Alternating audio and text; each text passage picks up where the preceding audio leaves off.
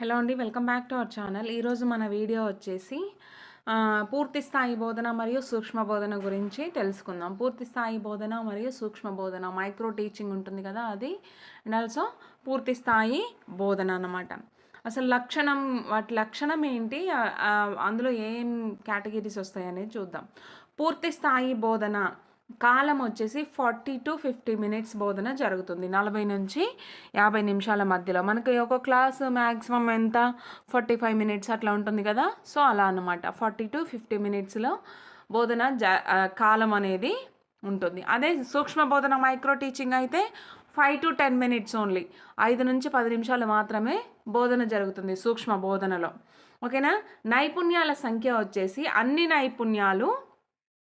నైపుణ్యాలకు మేళవింపు ఏది అంటే పూర్తి స్థాయి బోధన. ఓకేనా. సూక్ష్మ బోధన వచ్చేసి ఏదో ఒక నైపుణ్య సాధన మాత్రమే జరుగుతుంది, ఏదో ఒకటి మాత్రమే జరుగుతుంది అనమాట నైపుణ్య సాధన వచ్చేసి. అదే మనకి విద్యార్థుల సంఖ్య చూసుకుంటే 30 నుంచి 40 నిమిషాల బోధన జరుగును.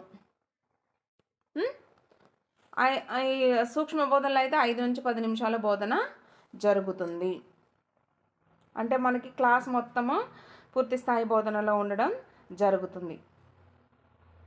భావనలు వచ్చేసి పాఠ్యాంశానికి సంబంధించిన అనేక భావనలు ఇందులో ఇంక్లూడ్ అయి ఉంటాయి. ఏదంటే పూర్తి స్థాయి బోధనలో ఇంక్లూడ్ అవ్వడం జరుగుతుంది. కేవలం ఏదో ఒక భావన మాత్రమే, ఏదో ఒక చిన్న టాపిక్ మాత్రమే, ఎందుకంటే మనకి టైం తక్కువ ఉంది, 5 to 10 మినిట్స్ ఓన్లీ ఉంది.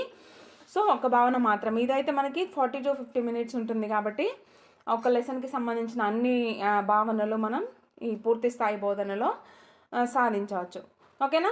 విద్యార్థులు అయితే నేర్చుకోవాల్సింది విద్యార్థులు. ఓకేనా, నేర్చుకోవాల్సింది విద్యార్థులు.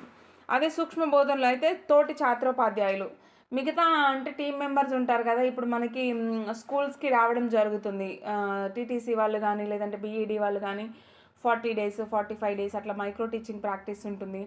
అట్లాంటివి కాకుండా, అంటే విద్యార్థులకు చెప్పడం కాకుండా ఓన్లీ మైక్రో టీచింగ్ ఎక్కడ జరుగుతుందంటే వాళ్ళ బ్యాచ్ అనేది ఉంటుంది కదా,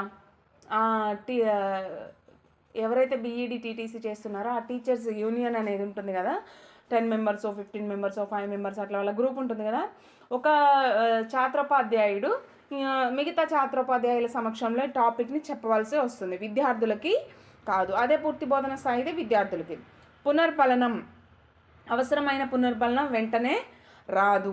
ఓకేనా. అవసరమైన పునర్ఫలనం వెంటనే రాదు, ఇక్కడ వెంటనే వస్తుంది. ఎందుకంటే వెంటనే డిస్కస్ చేసుకొని ఏ మిస్టేక్ ఉంది ఏంటి అనేది వెంటనే చెప్పేస్తారు తోటి ఛాత్రోపాధ్యాయులు.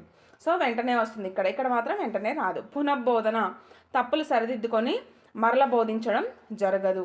పునఃబోధన అంటే రిపీట్గా మళ్ళీ చెప్పడం, వెంటనే చెప్పడం, తప్పులు ఏమైనా మిస్టేక్స్ ఏమైనా ఉంటే మళ్ళీ చెప్పడం అనేది జరగదన్నమాట. తప్పులు సరిదిద్దుకొని మరలా ప్రణాళిక వేసుకొని పూర్తిగా బోధించడం జరుగుతుంది మరలా.